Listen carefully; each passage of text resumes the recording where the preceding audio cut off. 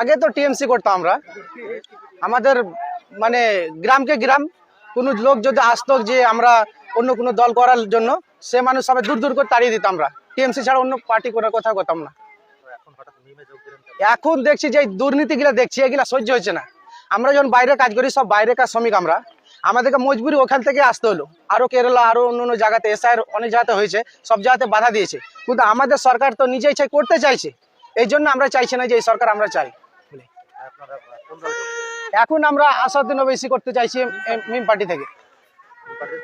হ্যাঁ, মিম পার্টি থেকে প্রায় এখন 200, প্রায় 200-250 হবে। এই তৃণমূলের বিরুদ্ধে, বিজেপির বিরুদ্ধে, এই বালিচরের সরকার, এই পাথর চোরের সরকার, এই ফাইল চোরের সরকার। একের পর এক মুসলিম ভোট বিভক্ত করে ভাগ বসাচ্ছেন আসাউদ্দিন ওয়েসি মিম পার্টির সাগরদিঘিতে।